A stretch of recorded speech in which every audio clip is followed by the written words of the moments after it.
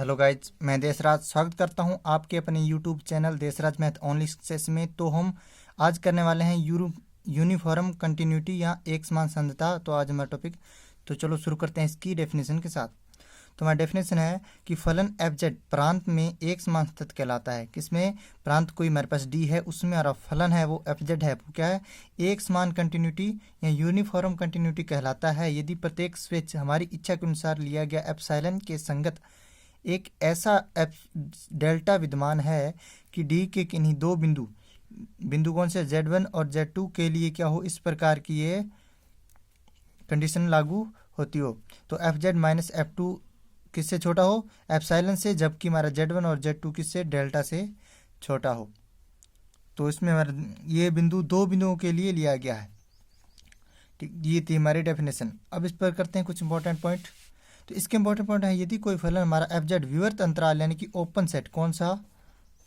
Open set है या open set या ओपन डोमेन, तो उसमें प्रत्येक बिंदु पर क्या स्थित है,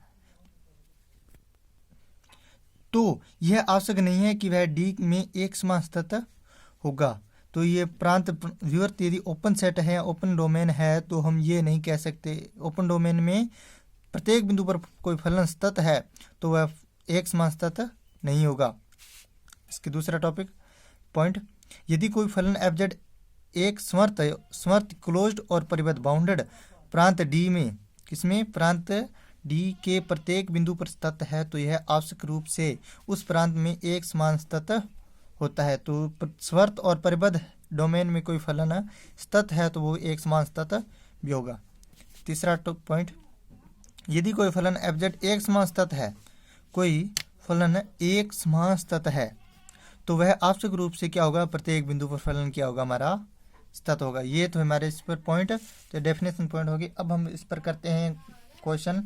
तो क्वेश्चन हमारा, सिद्ध कीजिए कि प्रांत यानी डोमेन हमको ये दिया गया, domain Z mod Z less than 1, तो फलन हमारा F Z is equal to Z square एक समान स्थित है। तो हमें ये प्रूव करना है।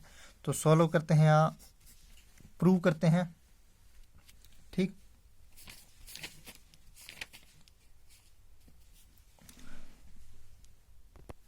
तो हमने माना कि Z1 और Z2 किसके? Z मोड के प्रांत के बिंदु हैं। Z1 और Z2 किसके बिंदु हैं? इस प्रांत के बिंदु है। तो इसकी डेफिनेशन से हम करेंगे, ये हमारी डेफिनेशन है इस प्रकार। तो F Z one minus F Z two, इस प्रकार ये। तो एफ जेड Z1 की स्क्वायर माइनस Z2 की स्क्वायर, इसे मैंने किया ओपन किया, तो इस प्रकार हो गया Z1 Z2 Z1 माइनस Z2। और जो मेरा ये फंक्शन है Z1 माइनस Z2, ये क्या होगा? Z1 माइनस Z2 किससे छोटा होगा? डेल्टा से छोटा, ये मैंने मान लिया। तो इस प्रकार Z1 प्लस Z2 और Z1 माइनस Z2, तो ये किससे लेस देन है? डेल्टा से। और जो Z1 ये क्या हो गया? Z1 plus Z2,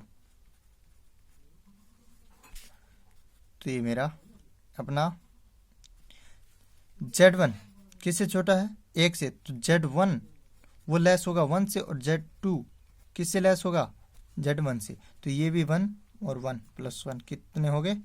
2। तो 2 डेल्टा। यदि मेरा एफ Z1 डेफिनेशन से इस प्रकार ये हो मेरा, तो अपना जो डेल्टा है वो क्या हो? एप्सिलॉन बाय 2 है। ठीक, तो हम कह सकते हैं कि जो फलन है Z1 की स्क्वायर माइनस Z2 की स्क्वायर एप्सिलॉन, जबकि Z1 माइनस Z2 किससे लेस होगा? डेल्टा से। तो इस प्रकार ये मुझे डेफिनेशन इसकी मिल गई। तो मैं क्या कह सकता हूँ कि हम कह सकते हैं कि जो फलन है डेल्टा है वो एप्सिलॉन पर निर्भर कर रहा है, न कि बिंदु Z2 पर, Z1 और Z2 पर किसी भी कोई बिंदु दूसरे बिंदु पर निर्भर नहीं कर रहा है। तो हमारा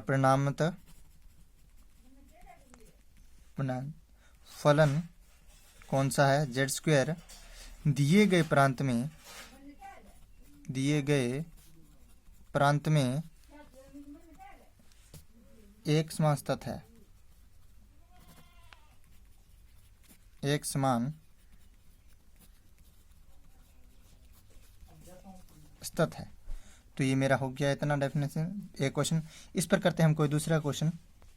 तो हमारे पास ये क्वेश्चन है दूसरा। तो इसमें क्या ये कह रहा है कि प्रूव दैट, सिद्ध कीजिए कि प्रांत वही सेम हमारा पिछले क्वेश्चन वाला, और जो फंक्शन है 1/z एक समान स्थित नहीं है। तो इसे हम प्रूव करेंगे। तो मान लिया 16 प्रूव, तो माना उसी प्रकार की Z1 और Z2 ठीक बिलोंग करते हैं किससे? Z1 माने इससे बिलोंग करते हैं, इस प्रांत में इनकी प्रांत के बिंदु हैं। ठीक, तो डेफिनेशन है कि function Z1 minus function Z2 less than होगा एप्सिलॉन से, जबकि Z1 माइनस Z2 लेस देन होगा किससे? डेल्टा से। तो देन तो पुनः हमने मान लिया कि जो मेरा Z is equal to delta है तथा Z1 डेल्टा है और Z2 मेरा क्या है? Delta 1 plus epsilon. देन तब हम देखते हैं इसकी Z1 माइनस Z2 is equal to delta minus delta 1 plus epsilon. तो ये मेरा हो गया एप्सिलॉन 1 डेल्टा। जो ये मान है वो 1 से बड़ा है नीचे वाला, और ऊपर एप्सिलॉन है, तो ये क्या होगा? 1 से छोटा होगा। 1 से छोटा को जब डेल्टा से मल्टीप्लाई किया तो ये डेल्टा से में क्या मिलेगा? कम ही मिलेगा। तो ये मेरा हो गया। तो एक मेरी कंडीशन मुझे मिल रहा है कि एक कंडीशन है, जो ये वाली कंडीशन है मुझे इससे मिल रही है। यदि मैं मान ये इस प्रकार रखूँ तो इस कंडीशन के आधार पर हम इसको देखेंगे कि ये कंडीशन मुझे मिलेगी या नहीं। तो फलन f(z1) minus f(z2) 1/z1 minus 1/z2।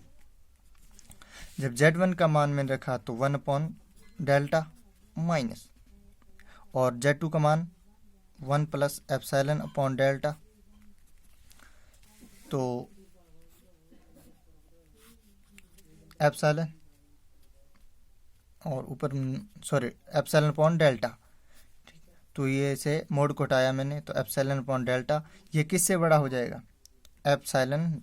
तो इसमें हमारी कंडीशन क्या मिल रही है कि Z1 माइनस Z2 क्या है? एप्सिलॉन से बड़ा है। तो ये मेरी कंडीशन क्या है? गलत है। हमारी कंडीशन इस प्रकार होनी चाहिए थी कि एप्सिलॉन क्या हो? फंक्शन से, इन दोनों फंक्शनों के अंतर से छोटा होना चाहिए, लेकिन हमें क्या मिल रहा है? बड़ा मिल रहा। फलन बड़ा मिल रहा, एप्सिलॉन छोटा मिल रहा है, लेकिन क्या मिलना चाहिए? बड़ा। तो ये हमारे क्या है? यह फल एक विरोधाभास है। क्या चीज़? विरोधाभास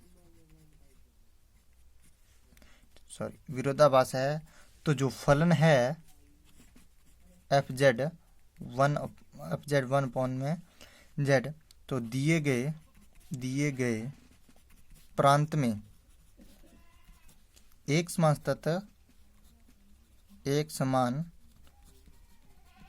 स्थित नहीं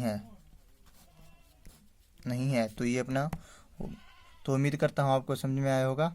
धन्यवाद।